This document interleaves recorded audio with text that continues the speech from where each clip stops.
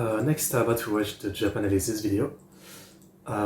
Every unspoken Japanese rule you need to know by Japanalysis 2 weeks ago. Japan does things differently, and everyone who goes there is bound to make a few mistakes and break some rules. Hell, I've made quite a few myself, so I'm pretty qualified to speak on it.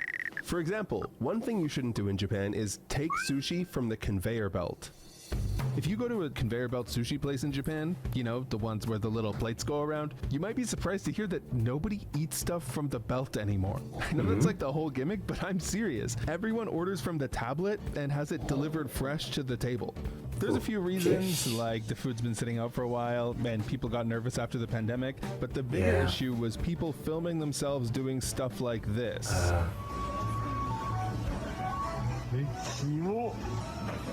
Yeah, but stuff like this always happen. I mean, by the same logic, literally, like, don't buy anything at the supermarket because, you know, there's disgusting people everywhere, you know, that will touch everything, the packaging.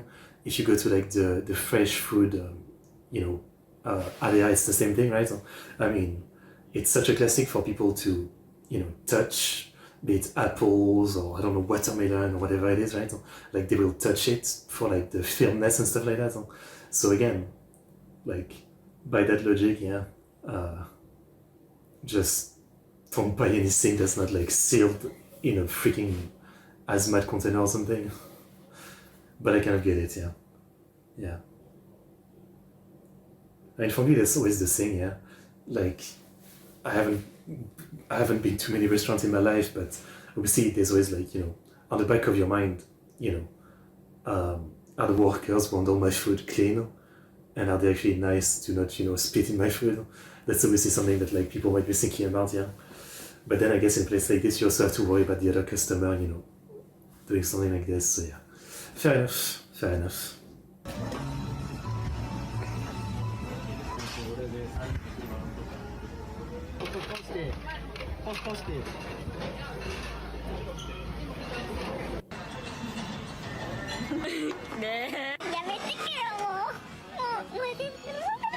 This kid single-handedly destroyed millions of dollars in shareholder value for the company.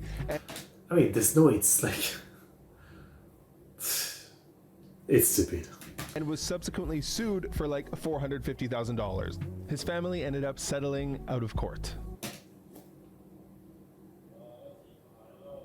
Like, for me, it's less about, you know, like, it's like deserved, but less, you know, because it ruined the business, but more because it's fucking disgusting for, like, other regular people. So, yeah, because of that kind of stuff, a lot of conveyor belt sushi places ended up stopping having stuff rotate around at all. And now they make a big deal about sanitizing all of their soy sauce and stuff between each new customer.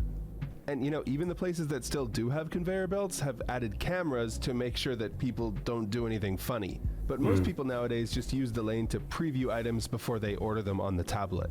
So next time you're up for sushi in Japan, you probably should too. Next. It does sound like a shame though, because, you know, it's kind of a classic of Japanese culture, and it's also like a very different experience between, you know, on your tablet ordering stuff, compared to just, you know, everything is in front of you, and, you know, you only have to wait a few seconds for what you want to come in front of you. I don't know. It's a shame, but it is the classic thing of it only takes a few people to ruin it for everybody, right? Not much you can do about that, Let's talk about tipping. Okay, I'm sure someone's told you this before, but you're not supposed to tip in Japan. I mean, everyone's heard the story of someone tipping and walking out, and all of a sudden your server's chasing you down the street to return the money you left.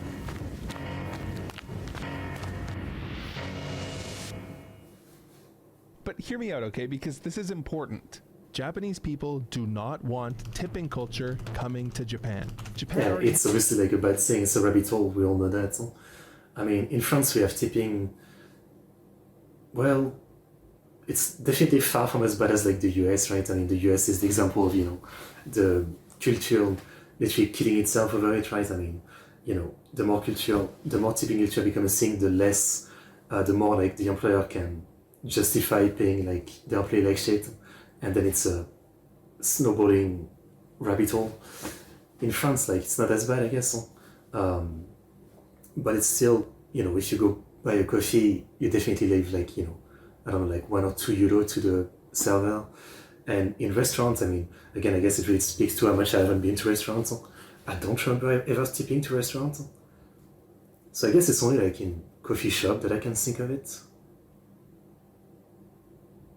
But I don't know if it's because like I was supposed to tip in restaurants. I don't know. I don't know enough. I don't go outside enough. Has excellent service, perhaps the best service in the world, and they don't tip. You tipping implies that the good service they gave you wasn't already included in the price, which it was. And plus, you just kind of put them in an awkward situation. If they take the tip and put it in their pocket, someone might think they're stealing. And if they bring it in the back and ask their manager what to do with it, he'll just tell them to give it back to you. Yeah. To put it another way, Japan is known for having lots of strange and new technologies, but one they still don't have is the iPad that spins around and asks for 25%. So let's keep it that way. Disgusting. Except I kinda lied, because there is one person you're supposed to tip in Japan, and that's your landlord. But before we get to that, since I have to tip my landlord, this video is sponsored by Raycon. With Mother's Day coming up, I've been thinking about my mom. Make switching hours and will tell you that renting an apartment is a hassle. First off, a lot of places won't rent to foreigners at all. They can't explicitly write this, but they can just reject anyone who applies with a foreign name. This is so ubiquitous that places that do accept foreigners will write "foreigners allowed" on the listing as a selling point. I'm sure tons of people in the comments will have stories about trying to rent. I saw an absolutely crazy stat recently that Japan has just a little less foreigner actually living in, with citizenship than North Korea, I think. It's literally like the number one country with the most closed off to foreigner in terms of like actual living there, right? Obviously Japan is great for like tourists, but it's kind of crazy. In Japan. But anyways, once you do find a place, you'll have to pay some fees. Most of which you're already familiar with, but some of which will be new to you. So you got your deposits, insurance, lock change fee, you got to pay some commission to the agency, and of course your monthly rent. But there's one more thing you have to pay, and that is called your reikin. In English, this is often just simplified to key money, but that's not a great translation. A more literal translation would be thank you money. And there are a few theories as to its origin, but the most common is that after this massive earthquake in 1923, housing was so scarce that just to get an apartment, you had to give the landlord some extra money as a gift for letting you move in. And somehow, 100 years later, despite housing being much more available nowadays, around half of Japanese rentals still require thank you money to move in. The most common amount paid is 1 month's rent. But it's weird that it's like an official thing. Obviously it's some kind of bribery, right? Like, please let me rent rather than other person. But it's weird that it's an official thing. At least tipping your landlord does seem to be going away, albeit slowly. Don't make edgy jokes in Japan. This is a big cultural difference. Japanese people generally don't joke about war, tragedies, death, those kind of historical events. So while you're in Japan, you probably shouldn't joke about them either. Especially if you're not close friends with someone. And even if you are close friends with someone, it's not hard to accidentally overstep, which my friend Matt has a story about. Okay, so I had this Japanese friend who was living in Vancouver, and we were actually really good friends. We'd known each other for many years. At this time, there just happened to be a pretty strong tsunami going on in Japan, and so when we walked outside and we saw that, there had been strong wind blowing and the trash can had kind of toppled over with garbage all over the place, I said in, kind of like a lighthearted way, wow, that tsunami really must be pretty strong if it made it all the way over here to Canada. She basically completely flipped out. She was like, oh my god, that was so insensitive. How could you say something like that? That's not something you joke about. And yeah, this definitely caught me off guard, because when you have a good friend back home, in America or Canada, it's pretty normal to make these edgy jokes, but... I mean, I don't know. I still want to assume that it really depends on the person, right? Like, I don't know if I want to be friends with someone who such a light joke is enough to make them think I was actually like not joking and saying something messed up. I don't know. Yeah. But yeah, this is definitely a lesson learned that it doesn't work the same way in Japan. This kind of thing always comes to a head when online cultures collide. The biggest example was in 2023 during, believe it or not, Barbenheimer, people here saw the aesthetic of Barbie and Oppenheimer clashing, so they made memes about going to see them both in the same day. But when the official account for the Barbie movie responded positively to some of these memes, Japan went absolutely berserk. They were like, that is so offensive. How would you like it if we made jokes about 9/11? And everyone was like, buddy, I got some news for you. Yeah. Anyways, it really upset people. I mean, again, the cultural difference is always pretty extreme. Even right now, like, there's big drama between the Japanese community for games and the Western community about piracy. Because there was that gacha Nier game that shut down, but the Western fan base basically like really wanted it to be preserved and bring it back, since the studio themselves didn't seem interested. So some Western fan base, they kind of made server for it and brought it back. And it caused a massive drama because Japanese people, well, not everybody, right? But there was a big Japanese part of the fan base that were like saying, you know, like, this is piracy and, you know, this is terrible. And, you know, it was a big fight and very two different ways to look at things like this, right? You know, and there's constantly stuff like that, right? I mean, cultural difference, right? Yeah. A petition called No Barbenheimer actually got 24,000 signatures. Which is nothing, right? I mean, you know, you say it's a big outrage, but 24,000 signatures is like literally absolutely nothing. And so Warner Brothers issued a public statement apologizing to Japan. But some people still harbor resentment towards celebrities who endorse Like most of the time, it's still just Twitter, right? Barbenheimer, like Tom Cruise, Ryan Gosling, and Emily Blunt to this day. All this to say, Japan does not have the same edgy joke culture that we have. So just don't, okay? Oh. But then you watch anime and you would think that they do, right? Putting products before paying. So this one can really piss Japanese people off, and it's actually a crime. 3 different instances of foreigners doing this have gone viral in the past month alone. I mean viral in a bad way. First, we have this evil criminal.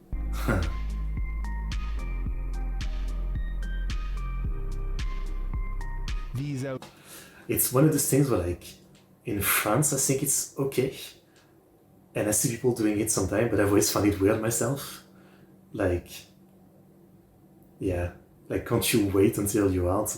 I've seen it many times, but I don't know why. Like, it's not that big of a deal, but I've always found it weird. You know? Being in, like, the line and seeing someone open their bottle and drinking it. Like, they're going to buy it anyway, but I don't know. Yeah. I always see it as weird. I don't know why. Courageous foreigners can't follow our rules or manners, and all they do is commit crimes and steal, and our country is getting I wish all foreigners would disappear. Can we make Set the country with the literal least number of foreigners in existence. it illegal to shoot these people on the spot? Next, this tourist from Thailand filled his instant ramen up with hot water and then took it to the counter to pay for it. The staff is like, hey man, that's not how we do it here. And he's like, oh, okay, my bad. Turns out that is how you do it in Thailand, but whatever. Tourists make mistakes and it's a learning experience for everyone. But some people saw it differently. Of No, course. it's not okay. If this becomes the norm, Japan is done for. But again, like, is this fucking Twitter or is this fucking Twitter? Like, as always, people always, these days, like, the biggest thing that people do is that they take, like, a small amount of backlash on Twitter and they basically name it. You know, they basically use it to say that this represents the worldview of a country or something. That's people do that all the time these days, right? So, you know. Well, since it's okay to shoot people in America, I guess we can shoot these trash too. Go back to your country or go back to the soil. To the The story. main argument is that until you've paid for it, you don't technically own the item. So if you consume it and then you don't end up having enough money, what would you do? And True. I can understand where they're coming from, but if you think about it, that's how like every restaurant in the world works. You get your food first, eat it, and then pay after. It's not a problem. Well, there's still one more example where this guy caught Chinese people stealing electricity from the batteries in an electronics store. Yeah, that's actually a nice trick. I snorted in disbelief. Chinese people are the world champions of being rotten. Japanese people have such an exceptionally high level of civility, we can't live with foreigners. Typical Chinese. The guy earlier who was, you know, messing with the sushi was definitely not Japanese. They don't even consider that this is a serious crime, electricity theft. And the funniest part of this story is that they don't even realize this video was not filmed in Japan. It was clearly filmed in China.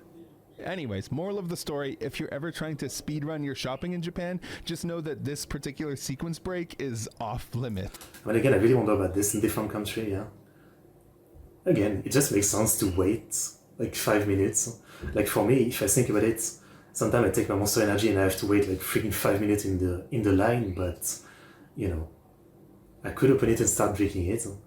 But then I feel like, you know, it's going to, you know, if the lady at the register like grabs it and she doesn't know it's open, she might drop it. It's also like, you know, like security might come see you because they see you like eating something not open and they might wonder like, you know, are you stealing? I'd rather just wait. I don't know. For me, it's more like being shy kind of thing. Yeah.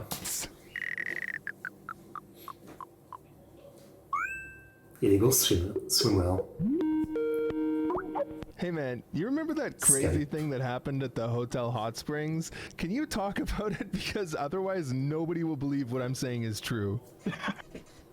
And that's why you want me to be in this video, because we both saw the guy wearing a fucking underwear. Yeah, we're chilling in the hotel onsen, and then we saw a guy, probably American. He was chilling like in the water at first, and then suddenly he stand up, and then we saw he's wearing a fucking underwear. I was thinking like, what's his issue? Why would he not be naked, you know? Don't make this mistake, okay? This was one of the most shocking things I've ever seen in Japan. When you go to the hot springs, you need to be fully naked, okay? You clean your body fully and then you get in the communal bath. You don't wear your sweaty, gross underwear that you've been... I mean, that's obvious, but like, if you're shy, can you not wear like a swimsuit? Is that bad too? In all day into the water that everyone's sharing. This guy must have been like a never nude or something. Like, I don't know what was going on. I don't know how he didn't get the memo, but you don't want to be that guy, okay? Yeah. Blowing your nose in public. All right, so if you're in a restaurant or on the train, don't blow your nose. It's considered unsanitary. Yes, that may mean you'll be sitting there sucking in snot for an hour, but that's just how it's done in Japan. There is a bit of a debate here. On the English internet, you'll see people who live in Japan complaining about Japanese guys making snot sucking sounds for hours. But on the Japanese internet, you can find the exact opposite. Tips for living in England. Do not suck your snot. Carry tissues and blow your nose. It's actually the correct manners there. By the way, a lot of people argue that It's a question of logic. I don't know. That's such a weird one. Once again, you know, it seems like a twisted kind of again, form of like respect, right? This is one of the kind of like, you know, branch of like ultra respect that kind of went the wrong way, because that's weird. I mean, I feel like you're being disrespectful to other people by expecting them to not blow their nose. I mean, as long as they're doing it within a tissue, I don't see the problem, right? Okay. there's actually no stigma against blowing your nose in Japan, and this is just an urban legend. But why not err on the side of caution? I know, a bit complicated, eh? I mean, I feel like this is one of those things where, like, come on. If I need to blow my nose, I'll blow my nose. And if people look at me weird for it, they're the weird one. I don't know. I think this is one of them where, like, you know, there has to be a limit to respecting cultural differences, but let me blow my fucking nose, come on. Speaking of sighing, that's something you also shouldn't do. Here's a speed round of some small things you might mess up. So I guess I sigh a lot, and in Japan, it's a problem. You know, you just did something difficult, or you're thinking, or you're relieved, and a sigh just comes out. You're like, But in Japan, sighing is read a lot more negatively, like you're annoyed or disappointed or blaming the people around you. There's a common expression in Japan that's like, happiness slips away every time you... I mean, I thought that's what a sigh was. Like, if I've done something and I'm like happy to be done, it's like, you know, a big breath, like, but sighing is like, you know, like this, right? Where you do look annoyed. Yeah. I guess don't do that at work in front of your boss. Sigh, and I've actually had Japanese people confront me about my sighing multiple times.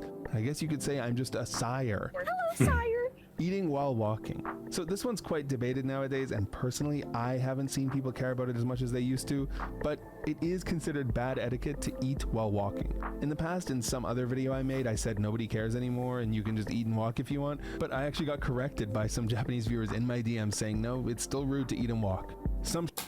I mean, one guy said that. Again, as always, I'm guessing like it really depends on like who you're talking to, right? I mean, I'm sure like a 70-year-old person, maybe, yeah, but younger generation, I assume it's like, yeah, I mean, we've got places to be. Shopping streets will even have signs saying, do not eat while walking here. Pointing at people. Okay, so it's rude to point at people, you know, like this in Japan. If you need to motion towards someone, you can do it with your open hand, but don't point at them. And something to note is that if you're ever out for dinner with Japanese people, it's especially rude to point at them with chopsticks. Definitely don't do that. One thing that I've always thought is funny though is that your pointer finger is literally called your hitosashi yubi. But whatever, I mean, nobody's applying medicine with their kusuri yubi either, so... Passing things with chopsticks. Okay, so yeah, there are a lot of rules about chopsticks, but don't do this either. This has extremely negative connotations because it's done at like funerals, I guess. But anyways, yeah, just don't pass things between chopsticks. Okay. Sitting there passively waiting for your server. When you're at a restaurant in Japan and you're just sitting there, if you don't actively call your server over, they might not know that you need them. So you should put your hand up and yell "Siyasen," or you should press the button on your table if there is one. Now that's something to know, yeah. In France, you would definitely just wait for the server to come to you when they have time. Like they just notice that you've got nothing, so they know you're a new customer and they come to you. Yeah. Something useful to know is that if your table is serviced by a tablet, which is more and more common recently, there will be a yobidashi button on the tablet, so just press that. Don't be afraid to use it. It's not rude and you're not being a Karen. It's completely normal. Okay. Asking for tons of customizations. So back home, you might order something and be like, ooh, I know it's not on the menu, but can I get it with no onions and a gluten-free bun and sauce on? I mean, I feel like that's not just in Japan, right? In every country, I'm sure like service staff probably hate it. Even if you're doing for someone who's actually, intolerant or maybe allergic to a bunch of stuff, it probably still annoys you, right? Because, it makes the process much more complicated for one customer. I assume in every country, like it is done, but doesn't mean the service staff will like you for it. On the side and grilled instead of breaded chicken. I have never done that myself. I go to the coffee shop, I get a coffee, and I say, no cigar, just coffee, thank you. And light on the tomato, and the employee will have to accommodate you. But that kind of stuff is not common in Japan, and they will find you very annoying. Maybe you can ask for like one thing, like, oh, no fish flakes, please, or I'm allergic to onion, so no onion, please. But come on, man. I mean, I've been a server. I know how annoying it can be to have the customer ask for 5 different customizations, and if you mess any of them up, they're super mad at you. Honestly, Japan is based for this. Order what's on the menu, they've already perfected it, and accept what you get. Trying to take your leftovers home. Where I'm from, if you go out to eat and you don't finish your meal, you just ask for a box and take it home. But in Japan, most restaurants will not allow that. I have too little experience in France with a restaurant to tell you. I don't think it's a thing though. But if you ask, maybe they would do it. But for the few times I've been to a restaurant, I've never thought about it and I've never seen anyone do it. I don't really think it's a thing. Like obviously if you go to, fast food, you can take your stuff home, yeah, but an actual restaurant, I don't know.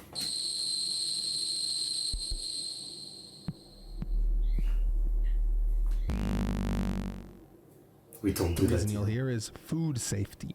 Because the food has been sitting out on the table, if you take it home and get sick, the store could potentially be held legally liable. I couldn't actually find any examples of a restaurant being held legally liable, but restaurant owners are clearly afraid of it. Yeah. Now, in the past few years, the government has started pushing restaurants to allow people to take their leftovers home as a way to combat food waste. They even made this cute little logo that they can use to show they allow it. This whole situation reminds me of 3 years ago when Oregon finally started allowing people to pump their own gas. I don't know if you guys know about this, but apparently Oregonians thought that pumping gas was dangerous. Of course, once they actually tried it, everyone realized it wasn't dangerous at all. So I mean, it genuinely is because some people are fucking stupid. That's the problem, right? But like somebody saying, like literally driving, what can you do about it? There'll always be like a portion of the drivers who are absolutely brain dead. You're not stopping them from doing it, right? You're not stopping people from like, using gas in their home for like cooking, technologically advanced, but culturally being regressive. More than any government intervention or cute logo, that's probably what it's going to take. Once people actually start taking their food home, they'll realize it's perfectly safe. Now, will that actually happen? I don't think so, but maybe. We'll see. Accidentally pressing the emergency button. Okay, I'll be honest, this is a mistake that I've made myself, and it was really embarrassing. So in 2014, I was out with my Japanese friends in Nara, and I stopped to use the toilet. One thing you should know about public toilets in Japan is they will condition you to look everywhere for the elusive flush button. Yeah, the flush button can take many forms. Okay. Sometimes it's on the toilet, oftentimes it's on the bidet panel, and other times it's a button on the wall. Basically, these buttons can take many forms, and there's not much consistency between them. Terrifying. Just for me, there's actually a girl on Japanese Twitter who documents all the different flush buttons she sees. But anyways, as you might already be able to guess, I wasn't even thinking, and I just pressed the emergency button. Next thing I knew, a loud siren was playing, and an older lady had come over panicked to check on me and make sure I was okay. It was so embarrassing. That's nice that there's even a fucking emergency button. A couple of years ago, I was like in a bigger city than I'm used to, and I really needed to go to the bathroom. So I found this like public bathroom thing that was like this very big metal cylinder. Like it looked like the kind that that are very portable, right? It was probably put there because there might have been construction to some other like actual public bathroom, and it's all like this kind of crazy metallic structure, right? With two doors and two sides.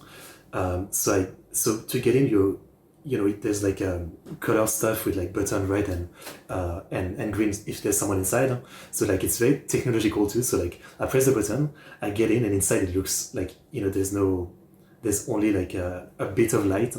It's the wall inside is like metallic, and there's like one mirror and one kind of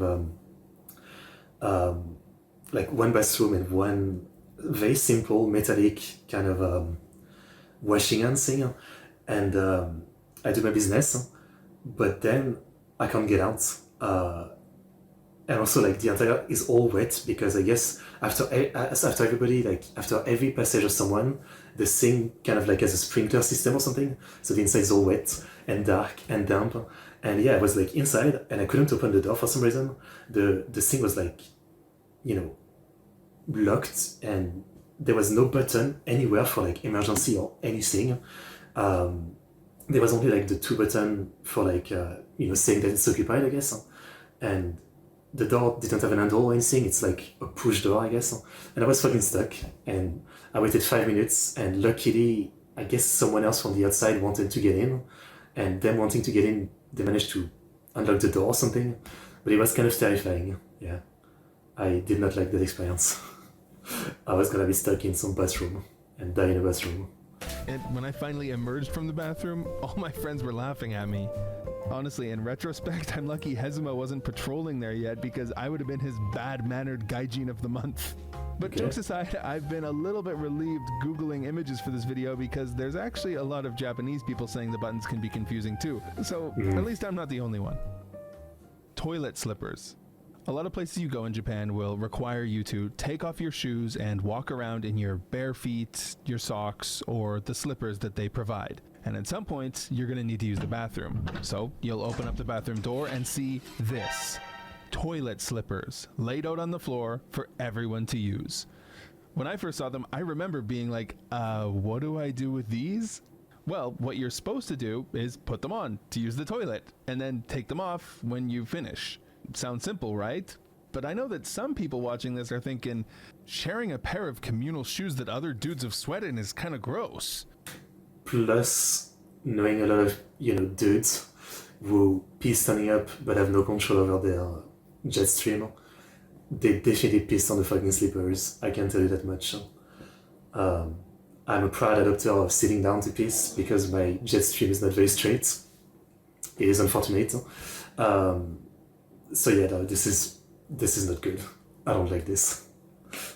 But the alternative is walking around on the pee-stained bathroom floor with your socks on, so it is a real Sophie's choice. But the big mistake that foreigners make is forgetting to take these off and wearing them around the communal areas of the hotel or restaurant or whatever, spreading toilet juices all over the carpet floors. Sometimes it can be confusing because you're already wearing slippers and then you go to the bathroom, so you have to switch into the toilet slippers and leave your slippers outside, and then you have to remember to switch out of the bathroom slippers back into your slippers. And anyways, it's not.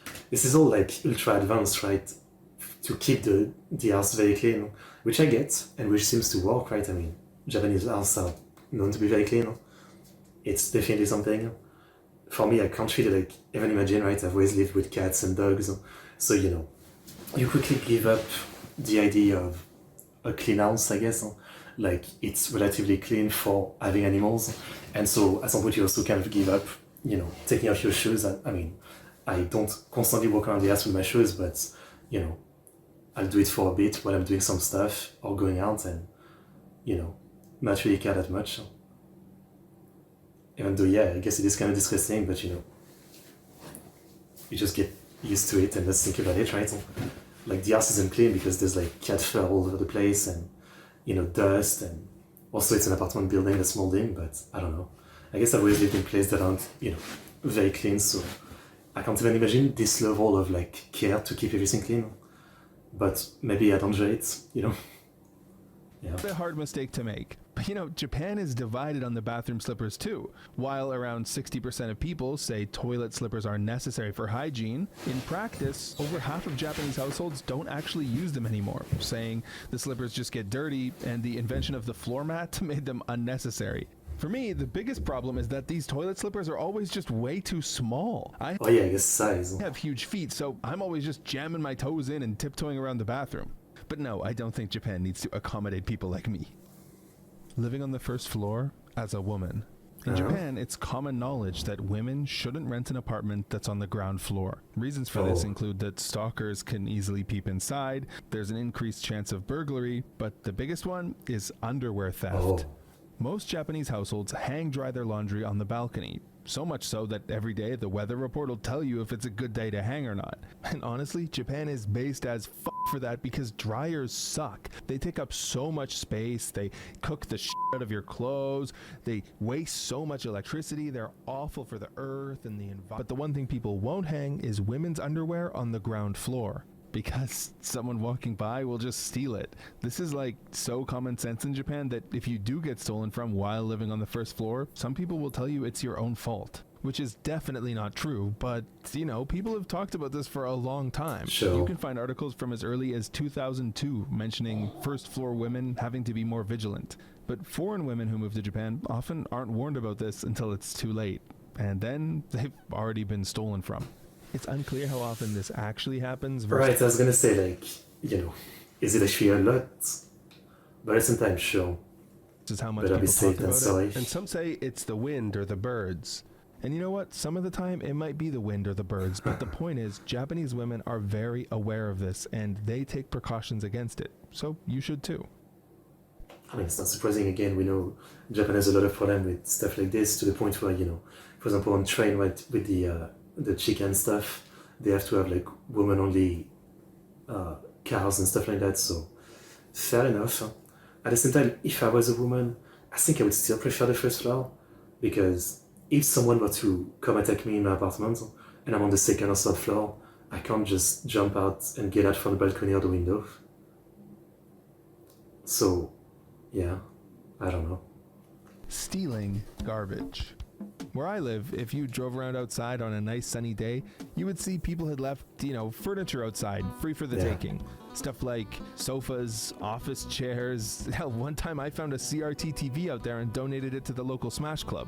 This is a clear win-win. One time I got a bag of manga out of it, like full of manga. I think it was Satan 666, I think it was called. It was a full collection of it in a bag next to like garbage bin, basically, and a bunch of other stuff, right? that don't interest me. You get something you want, and the other guy doesn't have to take his stuff to the dump. Plus, it's good for the environment. But in Japan, you cannot do this, okay? You cannot take garbage. I'm serious, you could go to jail for this. It's considered stealing, and a lot of foreigners make this mistake. I mean, I guess it's maybe because you cannot be sure that it's like someone threw this away kind of thing. That might be the argument, right? So it's better to just make it illegal to avoid that. Yeah. So the process to throw away large household items in Japan is complicated. First, you have to call a number and tell them about the item, how big it is, and they'll give you a time and date when they'll come to pick it Really? up. Then you have to go to a convenience store and purchase tickets that you stick onto the item to show that you paid, and then you wait for the day and put it outside. So Wait, is there no garbage dump? Like in France, in even like small village, you could just drive. It's usually like a little bit outside the village, and there's like a town-operated garbage dump where you just come in, and there's some guy, and you tell him, I've got this and this to throw away, and he tells you like throw this in this bin, this in this bin, and it's free. And like sometimes you just need like in the time I live right now, you just need like to get a town card to prove that you are a resident, right? Because they want the resident of the place to do this, rather than like random people. But yeah, that's kind of crazy that you even have to pay to throw your shit away. Yeah. So if the garbage guys come to pick it up and it's not there because you took it, it's going to get reported as theft. And they take it seriously. Since 2014, municipalities all over Japan have been doing stings where they put GPS trackers in garbage to catch people who take it, which is So kind of weird, weird huh? to me.